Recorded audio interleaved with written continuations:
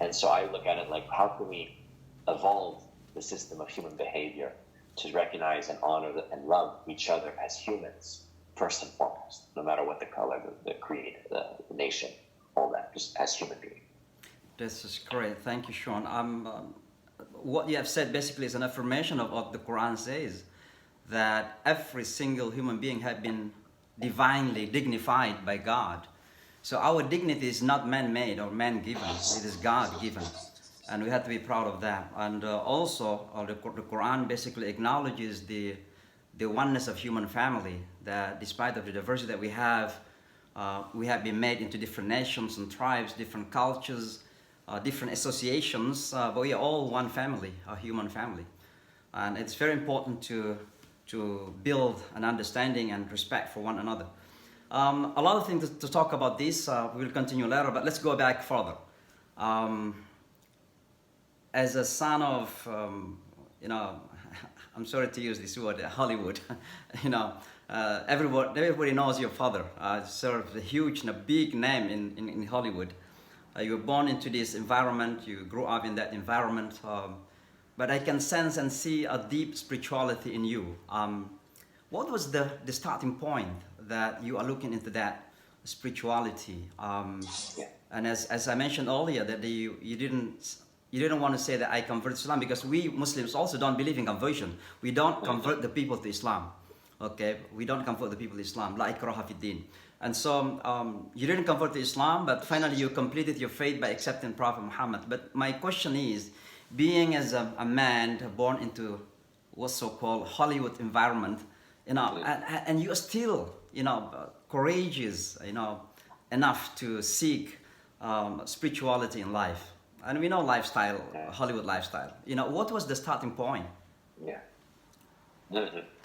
I was blessed to have good parents who, despite all the excess of Hollywood, certainly there's a deep flaw in the system. People don't understand what Hollywood is. It's honestly, it's a form of prostitution.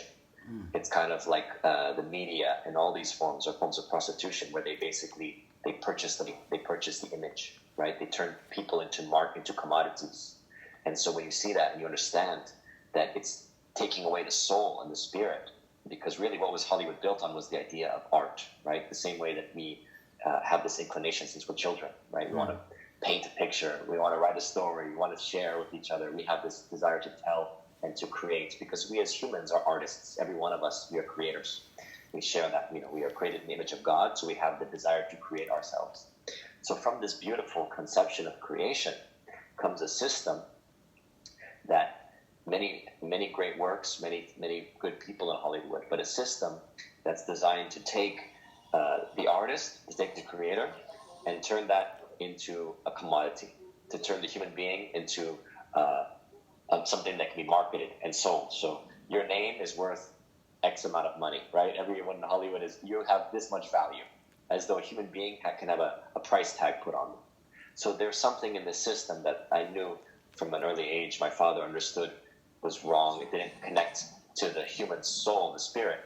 So he was always interested by things like Buddhism and the Eastern teachings. We went to Tibet and Nepal and India, as well as the East Asian countries together, Bali in Indonesia. We went to Vietnam, Cambodia, many trips around the world, but especially to the East. He was always drawn there by the spirituality of the region and to understand the ancient teachings. So I started learning from him and from the Self-Realization Fellowship, which is Yogananda's teachings in LA, where they honor all religions. In the Self-Realization, they say, learn from the Bible, learn from the Quran, learn from Jesus, learn from even Krishna and the Hindus, learn from Buddha. You can learn from all the teachers. And so that was actually my first understanding of spirituality, was that there are many paths, because there's one mountain, there's one peak, there's one source. So there are many paths to get there. You can find wisdom, even,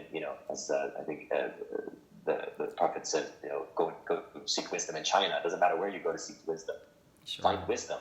Don't just sit here and tell me you know everything, because we are human. We don't have that knowledge. We're not God. We don't have the infinite knowledge. We're ignorant, all of us. So, but the most ignorant people are the ones who think they know, and then they tell you what you must know. And I see this more and more in our systems, of people telling you this is the truth. Whether it's science, whether it's religion, whether it's politics, they say this is the truth. These are the most dangerous people, and we see that more and more now in these days. People that say this is the truth without realizing their own ignorance, because the wise man knows that he knows nothing. Yes, So we must seek it. It's absolutely true. Prophet Abraham basically continues to search for God, and we know that in the Holy Quran that at one point he saw the moon and he believed it's God, or he saw the sun or the stars and he said this might be God. And then finally he came to a conclusion. In other words, that the process of searching the truth is an ongoing process. And we Muslims also ask God, on daily basis, guide us to the straight path. It means give us strength to continue searching for the truth. Now, let's talk about something else, which is very real in our life as Muslims, particularly here in this country and in the Western society in particular, but basically all over the world, including in the Muslim world as well. Talk about Islamophobia. I lived the 9/11 days here in America. I came to this country in 1996, so it was my 5th year basically when it happened. It's really tremendously difficult for us as Muslims, when it happened here in America. But let me narrow down that into the role of Hollywood's community itself in inflaming the phobia about Islam in the minds of some. How do you see this, and what we can do to minimize this? What role that we can play to minimize that? It's interesting because I've actually seen a transformation. I see a lot less Islamophobia in the media, especially since it's as though because the media is so anti-Trump that they're actually playing up a lot more of these themes that are sort of iconoclastic, right? So in American society, it's like they're playing up LGBTQ, they're playing up more black representation, they're also playing up even more, I think, representation of Muslims. And so there is a change, I feel, in the perception of Islam that's been positive, because at its worst, I think, was in the years of movies like American Sniper, and things like this, where American Sniper was really just meant to demonize many Iraqi people, and to really, to me, it was designed to justify the American war and the presence in Iraq. So movies like this, I think, were sort of the worst time of Islamophobia. And actually, more recently, I think it's shifted in the media play. But the thing that Muslims can do, really, I mean, overall, is just be good people, because let's be honest, as long as we call out the radicals and the terrorists and the people that are so dogmatic that they cannot see the other perspective. Sure. The biggest problem I see, the reason for the Islamophobia, by the way, in the media, for the most part, has always been around Israel.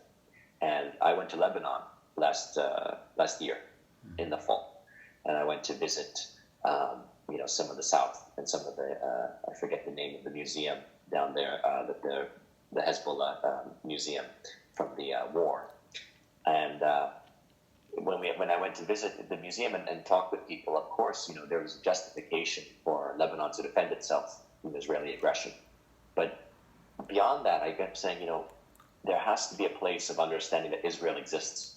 And this is something that I don't see enough in the Muslim world, is to say Israel exists, and we have to deal with that. And that doesn't mean that we can forget the Palestinian people and their rights. Sure. But the idea that so many people within the Islamic world still have this rhetoric that says basically Israel does not have a right to exist.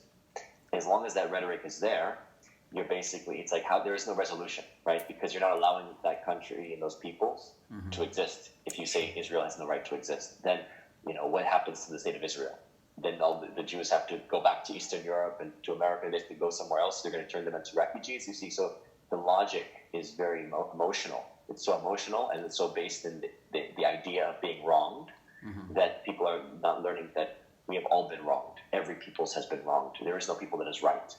And that's the problem, I think, that we have in the world today, is too many people holding on to the idea that they are the righteous ones, and as opposed to the idea that we have all peoples have been wronged. So how can we learn to absolve, forgive, and move into a new direction together as humanity, no matter what your race, your religion, your creed, if we can find dialogue, we can find a commonality, common ground, and move forward. And so to me, as long as there are Muslims saying that Israel has the right to exist, then there will be Islamophobia, because there's going to be an engine and a motivation to say Islam is a dangerous, fanatical religion. Yes.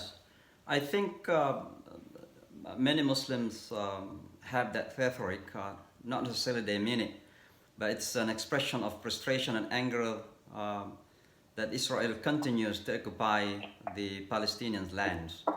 And I think on one of your interviews about meeting Ahmadinejad once, that you said that he didn't mean basically, what he meant is that why the Israelis used the Holocaust justifications against the Palestinians. And so that's basically in the minds of many Muslims as well. We do acknowledge the existence of Israel because it's a member of the United Nations. How it is possible to be considered as not exist? It exists, and the only way to accept it is the existence. But we hope that there is a solution in the Middle East problem. We want a two-state solution. That's what we want. So at the end of the day, that's what we want. We want a two-state solution. We want our Palestinian brothers having their own state and their own countries, nation, peaceful neighbors to Israel. So I think there's many Muslims want in minds. By the way, as I mentioned earlier, that you are, mashallah, a very talented actor, and when you talk about film industry, but also, as I said, you are also a philosopher. And there is one thing that I would like to ask you here, because some people misunderstand. When you say in some of your interviews that I don't believe in the death, I understand that you don't believe in the end of the life. It means the death basically is transformation from one form of consciousness to another form of consciousness, because you are talking a lot about consciousness. I understand that, but there are many people misunderstand that. So what does it mean to be denying the death? So can you talk that? What do you mean that you don't believe in the death? Well, first, I'm curious, when you see people misunderstand that, how do you see the misunderstanding? How do you frame it? Basically, what is that perspective that they're taking? The misunderstanding that you possibly having that concept that coming back again as like a karma in the Hindu concept, for example. Also, you don't believe in the death. So how reincarnation? The incarnation. Like a reincarnation. Yes, I mean, in the sense that, as you say, when we die, our energy transforms. It goes somewhere new. I don't think that we are in a place to really understand how the universe works.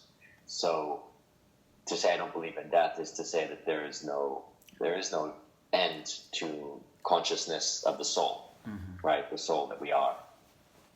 Where does it go? I'm not in a position to know.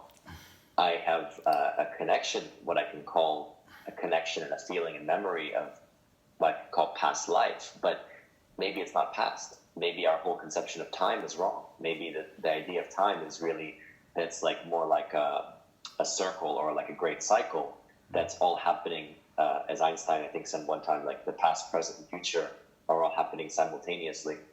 Maybe it really is just one moment, and so maybe my consciousness through my soul is connected to either what I can call myself or my greater soul, or some greater expression of soul.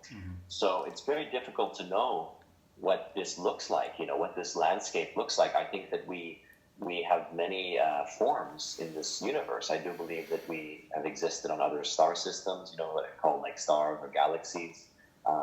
And so, maybe we are more close to the aliens than we realize. They're not so much aliens as much as they are our brothers and sisters across the universe. So I just think that what we know as a human is so limited, and our consciousness is constantly evolving.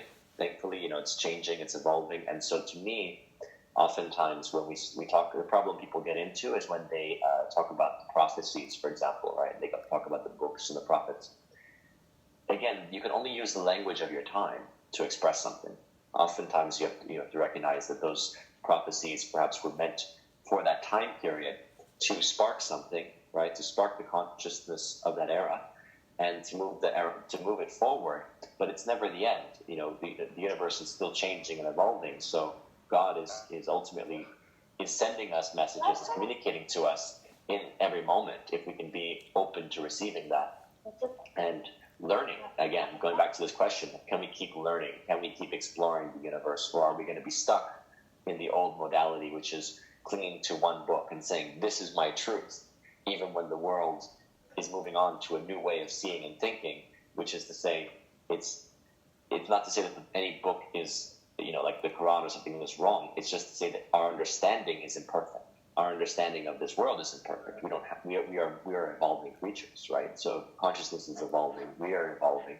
And what does that look like? We can't be stuck in the 7th century of thinking about, the Quran. We have to be in the 21st century of looking at it with maybe more spiritual, more heart-based eyes. I think, of many interpretations, even like Rumi, for example, as a scholar, was very, very interesting in the way he interpreted stuff. And he said many people are so stuck on their interpretation, they're not because they can't see from the heart.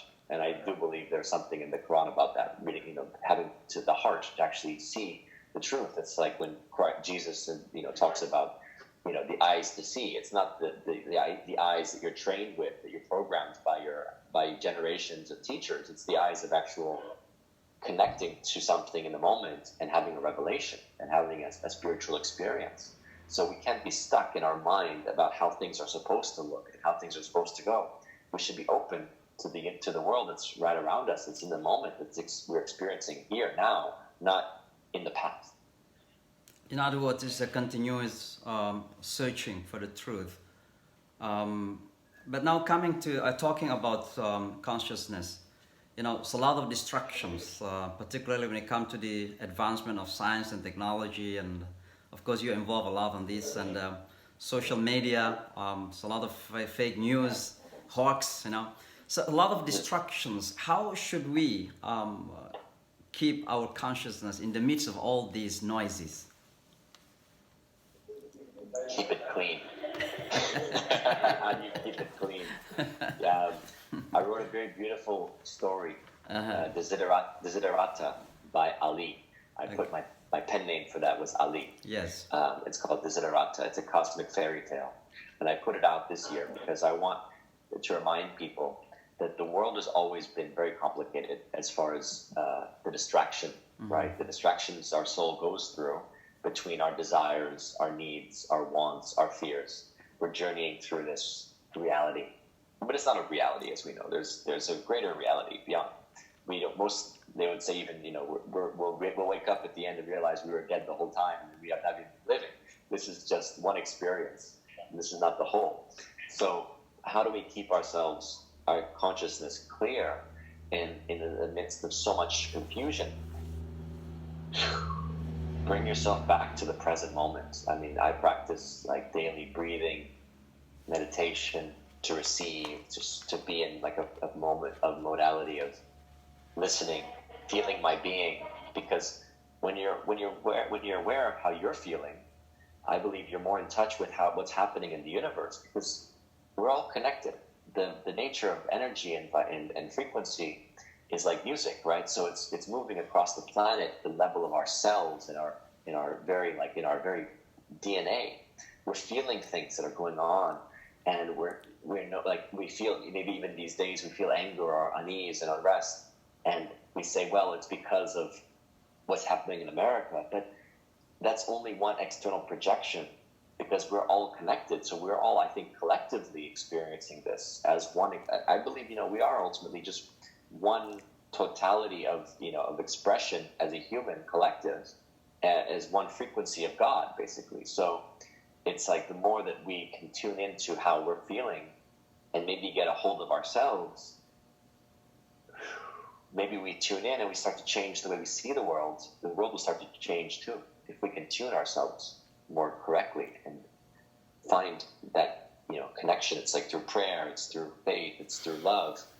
These are the secrets that actually allow us to transform the entire world and become symbols and lights that future generations will feel the same way that we do about the Prophet and his family, for example, as those of us that are more aware of the tragedy of Ashura, and realizing that that's a great symbol and a memory of what it is to to stand with love and faith at a time when many people give in to their fear to conform. Thank you, Sean. You're talking about Shura. There is a lot of misunderstanding among our Sunni Muslims, and basically I try to avoid that Sunni and Shia Muslims because we are all Muslims. When it comes to Islam, we all believing in the same.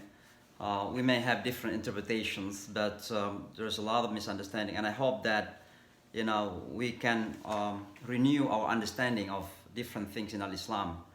But let's now talk about something else. In recent live streaming, I just watched this yesterday. Basically, you talk about freedom, and you talk about how people fall into the trap of fake freedom, in opposed to the genuine freedom that we believe in. And the way you talk about freedom, I feel that is the explanation of the Islamic creed, La ilaha illallah, because the most important basis of La ilaha illallah is that we are freeing ourselves, from all different type of enslavements, including our own egos and desires.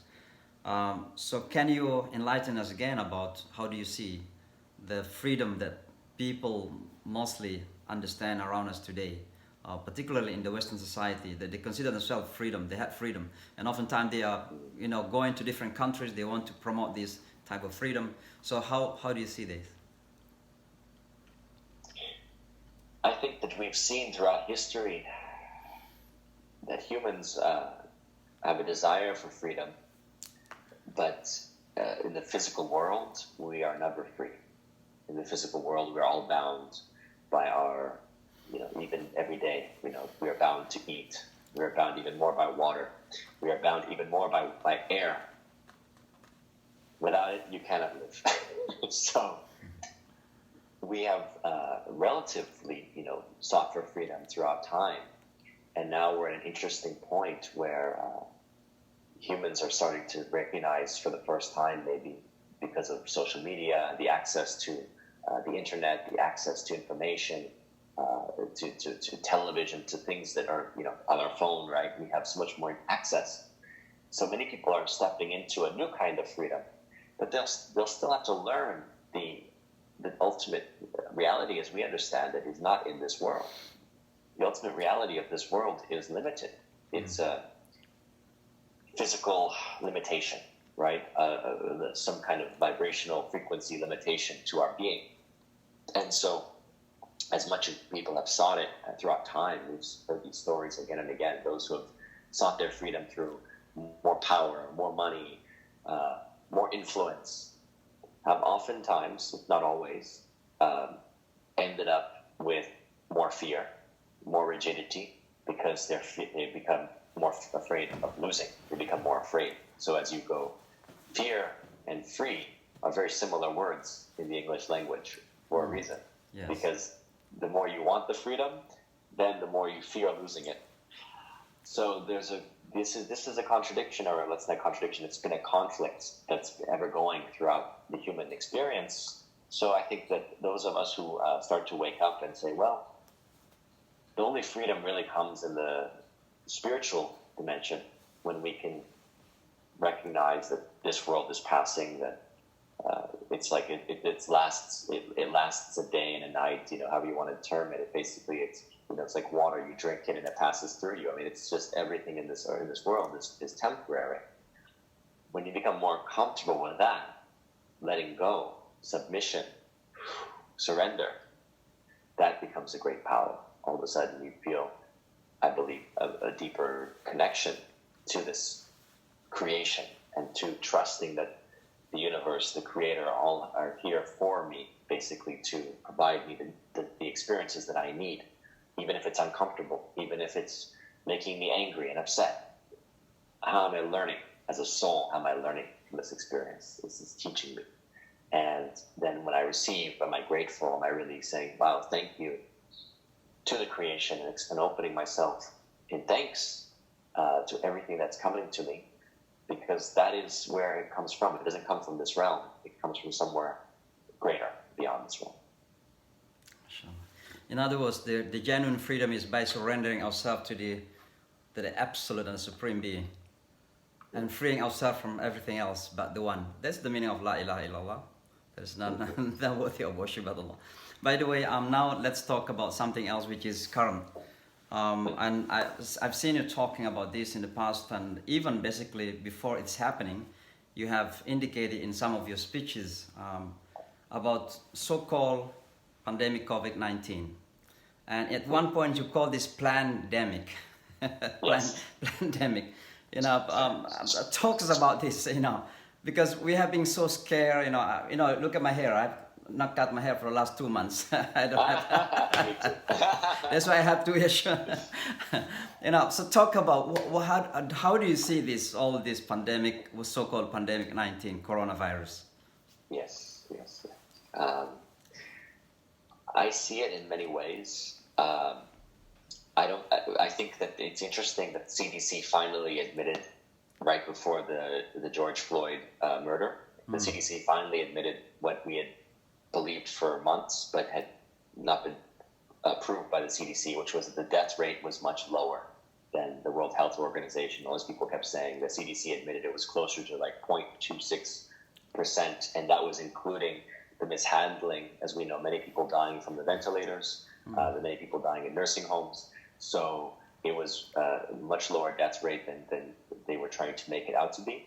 But I believed from the beginning that what we were looking at was something that you could say, even Dr. Fauci had said in one of the journals, was a bad flu. Maybe a little bit more deadly, but every year we know anywhere from a third to 2/3 of a million people die from the flu every year, right? And every year it's changing, the flu. It was a new virus. It was not a pleasant virus, but I knew 3 people that had it and survived. They didn't go to the hospital. They didn't get the ventilators. They didn't get the treatment. So when I saw the level of fear and overreaction, that was where I felt that there was something dangerous taking place. I could see that there was something, in a sense, of a plandemic, which is to say whether or not it was created as a weapon or whether or not the media and the people like Bill Gates and others basically took advantage of something that was, a new virus, and to basically promote fear and to say we have to be in lockdown and quarantine, and many businesses, as we know, around the world have been destroyed. And not just the big businesses. If it was the big businesses and the corporations, I would say, that's part of the reset. We have to, these guys are so big, they're so powerful, big corporations, but mostly it's small businesses that have been hurt, and the poor, and the people that are having trouble getting access to credit or to food and basic services. So I say, well, there's a plan here to promote fear and to, at one level, it seems to gobble up even more money. That's why the billionaires have made off anywhere from, they say, $300 to $500 billion that the billionaires have made. So the plan to me is almost about a psychological war on the people of the world to say, be in fear of a virus when as we all know, the virus can kill you, but most likely viruses won't kill you. It's your own system that will ultimately run down in life. We don't necessarily eat the right foods. We don't treat ourselves properly. We don't take care of ourselves. So that's ultimately what allows for viruses, bacteria, all these things that already are existing in our body, right, to actually kill us. So it's like the wrong mentality that's been pushed out there on the people for months now, as opposed to saying, this is an opportunity to reconnect to health, maybe take a pause, for a little bit of time, but not like they've exaggerated it now to the place of 1 to 2 years, and then you have to basically get a vaccine, and some people are talking about you have to have a vaccine before this can end. I mean, there's like really excessive fear mongering, and it's for money making, and we have seen more corporate profit from this, and we've seen a lot more surveillance going on. Surveilling where you're going, tracking you, this and that. I made a short film in 2008 about this situation, about a virus that leads to all of the surveillance expanding into the home, into every aspect of your life, and then the surveillance decides, if you're sick or not, and then they can take you away. I mean, it's an exaggeration, but that's the mentality that we're looking at. Oh, so the purpose is basically to take away our freedom. Yes, in a simple word, to take away our freedom, surveillance, and But now people are talking about so-called new normal society. What do really they mean with that? Oh, you are you are mute. Buenos días, Eva.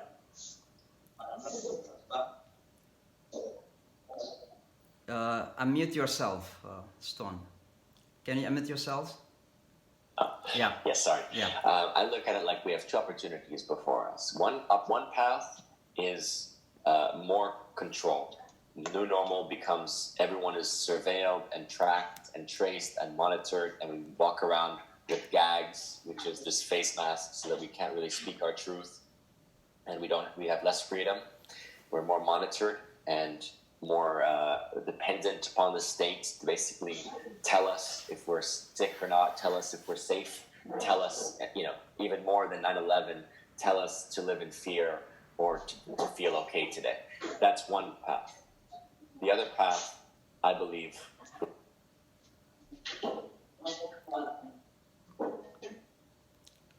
Okay, thank you. May I speak? Belum dipersilakan, Pak. Okay, Sean, unmute yourself. Yeah. yeah. So the second option is to come into more spirituality, to come into more love for each other, to come into more life, because we realize that yes, death is always there. It has always been there. It is our old friend. It is never again, we do not believe it's the end of our life. Our soul continues. So let's live our life while we're here. Let's have more renaissance. I believe the renaissance of the Western world came out of a black plague and a lot of fear and much more death than this. It came out of a third of the population dying. This is an opportunity for us to step into a new renaissance as humans and say, what can we create and how can we live more fully, actually, at the end of this so-called pandemic. Wow. Thank you.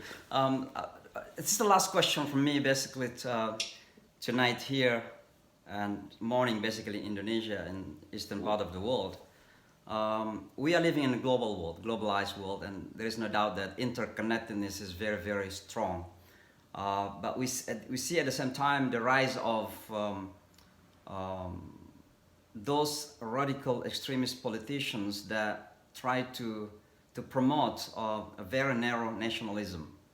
And in America, for example, we say that we are first, well, we are American first. Of course, nothing wrong with that, but to deny the existence of others and to deny the importance of building bridges. So how do you see the future world in terms of clash of civilizations such as Huntington, talk about, and how do you see the future global world?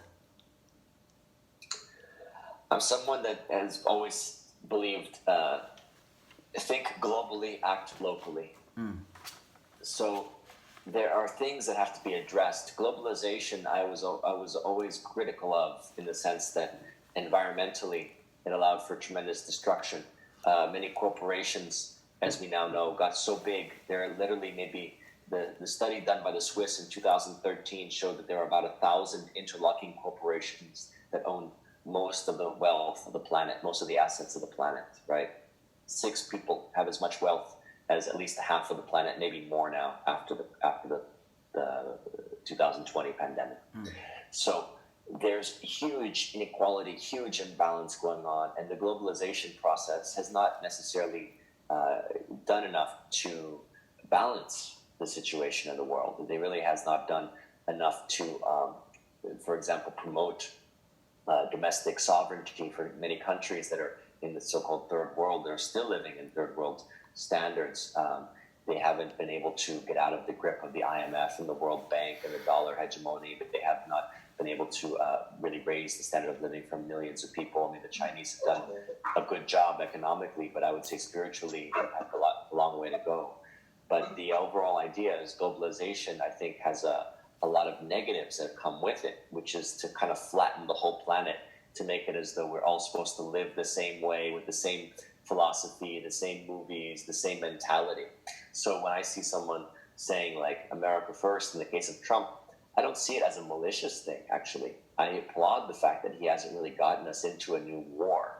I do think that there are things within the American military industrial complex that are absolutely dangerous and I'm not a fan of. But I don't see him necessarily promoting a conflict that I've seen many past presidents who talk about globalization and global community, but then they have no problem committing to full-scale wars in many other countries. So to me, the idea of how do we move is we have to, at one level, each one of us take care of our own country in the sense of securing our means of production, our economics, our even just looking after our own people.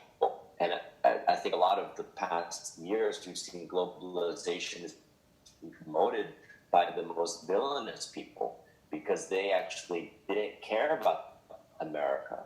The people think this is about America. This is about corporations that have no allegiance to the American people and profit from all, from the poor and the working class and the middle class all over the world. They make money off of them and exploit them.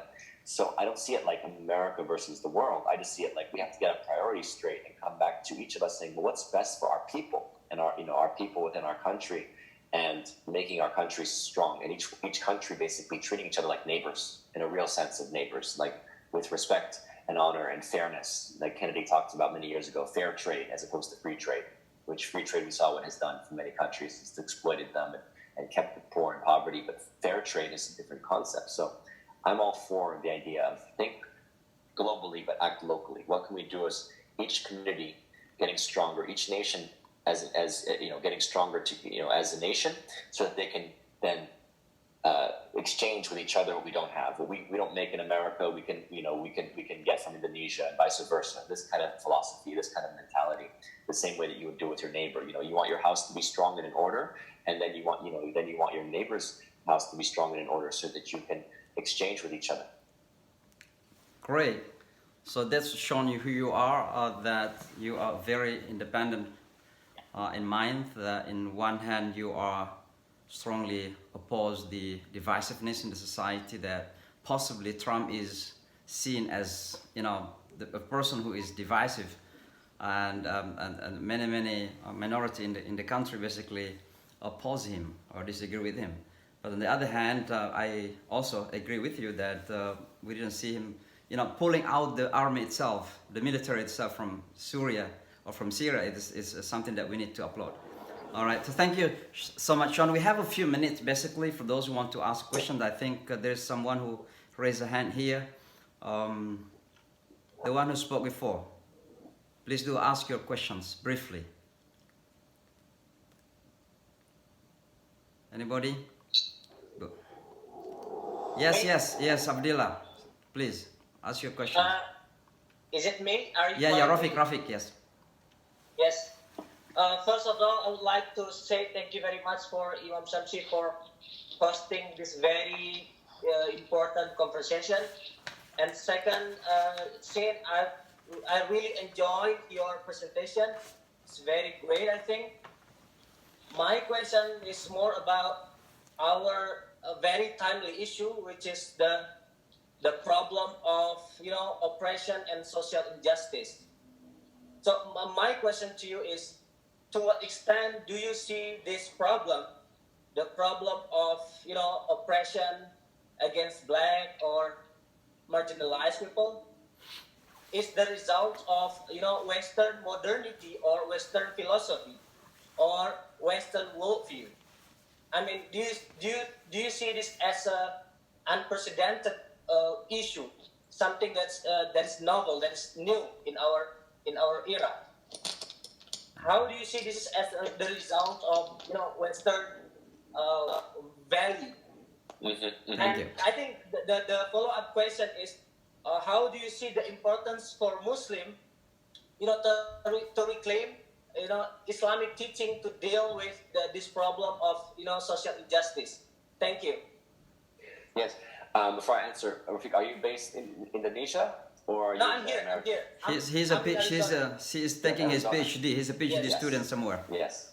Beautiful. Yes. So to get into it a little bit, I mean, I don't think this is, the devaluation, the oppression of people is not a Western modality. It's an imperial modality. And I think we've seen it in every country on the planet. I can't think of a country on this planet. Maybe someone can tell me a country that has not experienced systematic oppression, some level of discrimination based on anything from being a foreigner to the wrong class, right? The wrong religion. I don't know. Has anyone seen a country that hasn't experienced these things? So if that's the issue, is that fundamentally we've been living on a planet that has been built on imperialism of empires and exploitation of peoples, whether it was backed in this 20th century, backed by the Russians or the Americans or the Chinese. That's the newest emanation of imperialism, or the British. Really, the British have been the main imperialists for the last, I would say, four centuries, since about 1600, right? So, what is it to say that it's a Western experience? It's not a Western experience. Exploitation is an imperial thing that goes back to, at least to Babylon. It goes back to, I'm sure the Chinese empires of the old ages, and the Persian empires have had it. I mean, every society has dealt with this. So how do we get past the imperial philosophy as a whole and the idea of separating what they call, the Empire of Rome, they call divide and conquer, right? How do we get past this approach to exploiting people and turning people against each other based on these false notions of division and difference? This is the place we are in human consciousness, coming into a new realization of human consciousness, which is actually, some would argue, the great expression of humanism coming out of the Western world, right? Which actually values the individual. And it says in the Constitution of the United States that every person is born basically with the same inherent rights. And I think the same philosophy that comes back to Judeo-Christian Islamic philosophy, right? It's in the books. It's the idea that all humans are created from the same maker.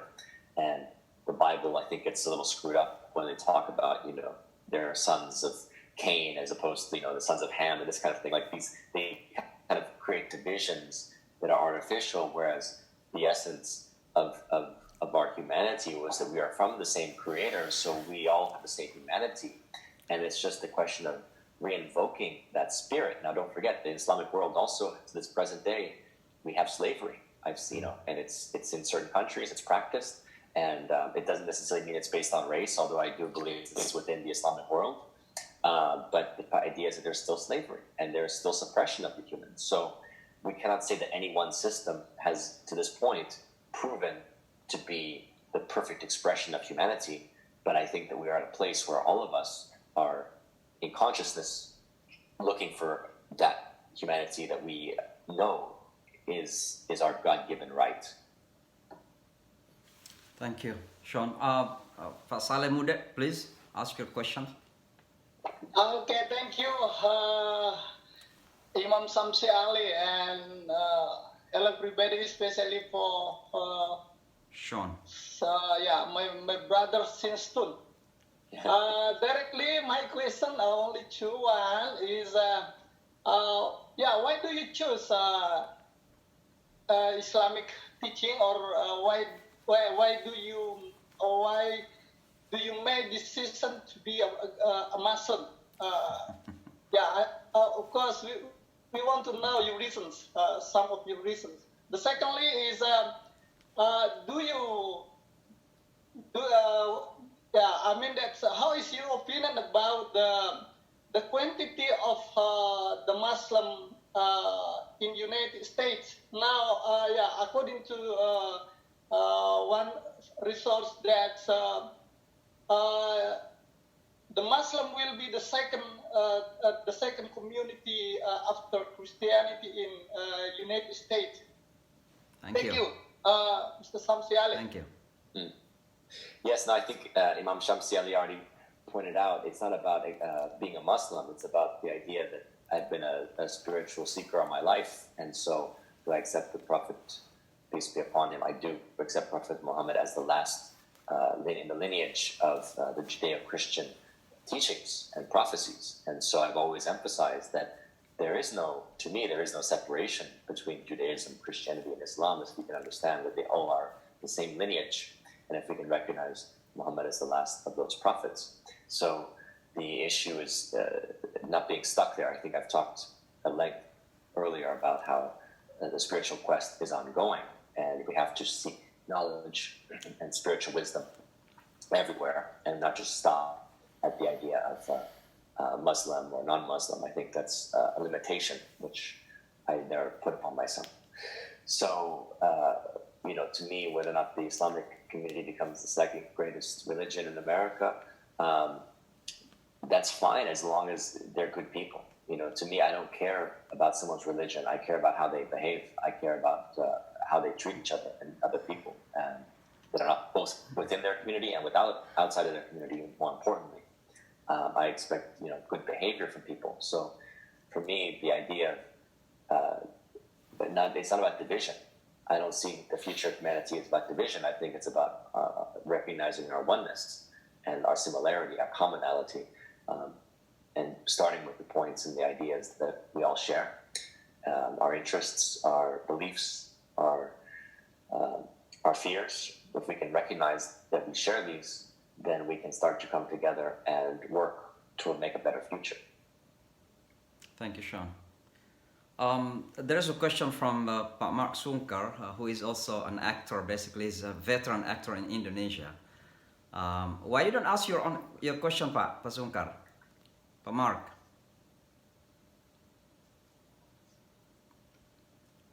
So do you want me to read it?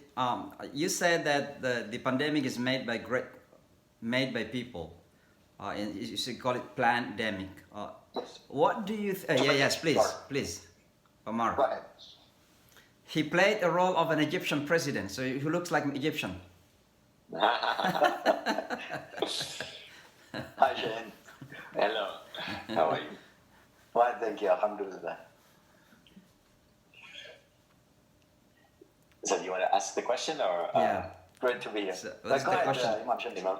Yeah, so the question is, as you said that the pandemic, you call it pandemic. So what is the ultimate goal of these people to do such thing? What is the goal? What is the goal? Yeah. I think we talked about it, but for the most part, it's about control. It's about Control. There's two things. One, it caused the complete economic collapse of not just America but the world. It may be the only thing that this global elite could do to actually upset Trump in the election, because so far things were going pretty well actually in America for him. And more importantly, though, the idea of rolling out systematic surveillance of the whole planet. You have to understand that what's happening at the same time is they're putting something like 5G. It's called fifth generation of cell technology. And this is a major upgrade because they want to basically, it's a weapon. It's a military grade weapon, the 5G, because essentially it's a microwave technology that can be used to control crowds. It can affect your body. It can affect your mind.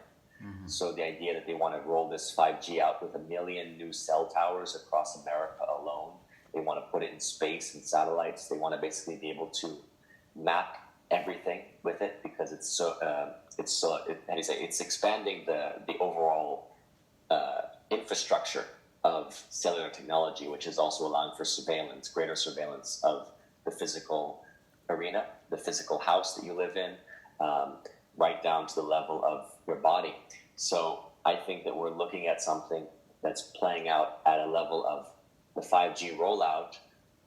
Who knows if that's affecting our immune systems, because EMF does affect the immune system.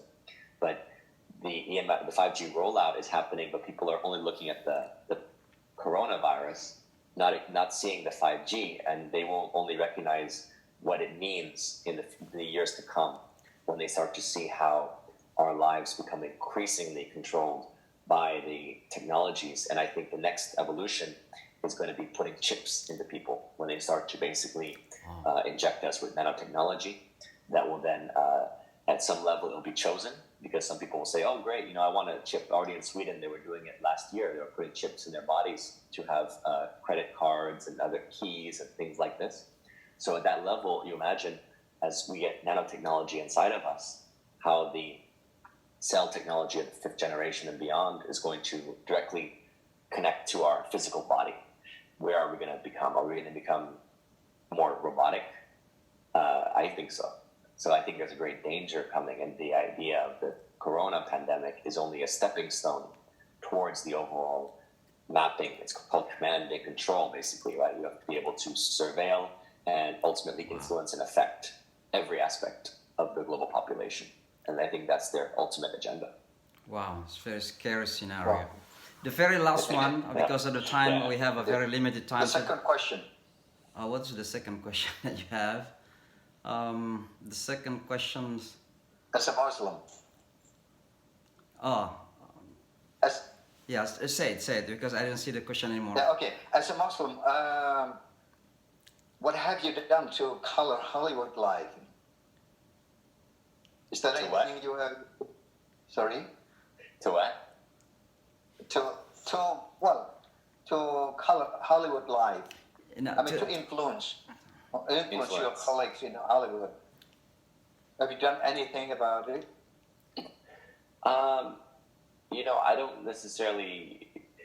I live my life with the intention of being a truth seeker, a spiritual seeker, a teacher, a philosopher.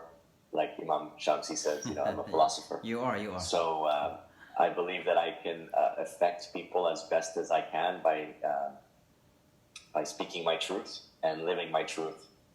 And beyond that, exactly, by doing and just being here also at the same time, just being is already hopefully making an impact. So who knows? I can't speak to how it affects others. Again, to me, it's not about promoting Islam. Sure. It's just about the idea that I can at least hopefully give some perspective and clarity on misunderstandings about Islam. Exactly. Okay, great. Last question, please. Just this personal.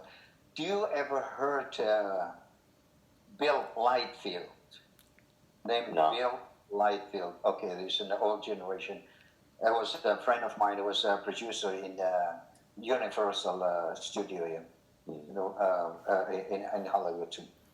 I think he passed away. I don't know.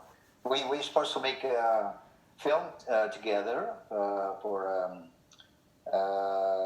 the communist time in Indonesia on 1965. Wow. Sorry. Thanks, and thank you. Once again, it's great to be here, and thanks for the opportunity to talk to you. Thank you so much, Thank you. Pak Mar. Thank you so much. Okay, Pak Wawan, the last one before Ibu Marcella, maybe you want to say something? Pak Wawan, silakan. Briefly, Pak. Short. Okay. Thank you very much. Assalamualaikum warahmatullahi wabarakatuh. Assalamualaikum. Praise to Allah, Lord of the world. Salawat and salam just for Allah's Prophet Muhammad sallallahu alaihi wasallam. Langsung saja. Just a question only for the speaker. As we know that America is very, very famous in human rights, but I'm very sad when I show in the television about demonstration about the trend between black skin and white skin. How about your opinion? Thank you. Imam Shamsi, can you? I just don't understand exactly the question. He expressed his disappointment that America, in one hand, is promoting human rights, equality, justice, but at the same time, you see what is happening these days. So it's kind of disappointment. So what do you say about this, briefly? I mean, well, America's come a long way if you think about where we were in the 50s when we were supposedly fighting a Cold War, and many people like Malcolm X and Martin Luther King and others were calling out the fact that America was preaching that it was opposed to communism and its subversion of human rights. But meanwhile, they were treating black people as they were in the South. In that time, it was like apartheid, literally, apartheid. So does America have that now? No. But is there a system, as we talked about at the beginning, a system of oppression, a system that has carried on a tradition of imprisonment of black people for the most part, even on things like drug charges and other nonviolent crimes? Yes, that's a bigger problem. You see, it's a systemic problem. So human rights, let's be honest, a lot of this stuff was designed as propaganda. I think if you're Indonesian, you should know that by now, having seen, the U.S., for example, subverting Sukarno and what Suharto did with killing and imprisoning and torturing many people. And obviously the East Timor incident, many things that have happened across the world have been supported by U.S., CIA and their, presidents, people like this, Henry Kissinger. So to say that America is hypocritical is nothing new. we've been hypocritical since the founding fathers, who were slave owners, wrote the Declaration of Independence in the Constitution. Right? We know that there's hypocrisy in America. That's my biggest criticism with America is the hypocrisy. So at this point, it's just, I don't think anyone should be surprised by hypocrisy. My bigger question is to the rest of the world, what are you doing that's different? This is where I think the problem, many now, the rest of the world like to call America and say, you see, America's wrong. But I say, but what are you doing that's right? Because in many countries I see across the world, a lot of the same systemic problem, whether it's not based on race, but it could be inequality of peoples based on any number of things, right? It could be putting children into factory systems of slave labor. It can be discrimination based on ethnicities, on religion. I mean, you name it.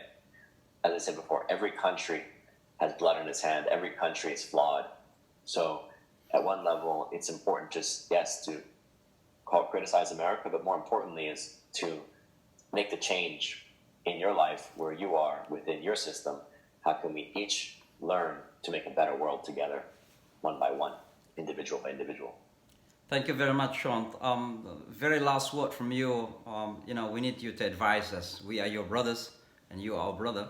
So please do give us a very brief advice what to do to improve ourselves. I don't know that I have the ability to advise anybody. I give you the same advice that I give to myself, which is relax into your being. Be you.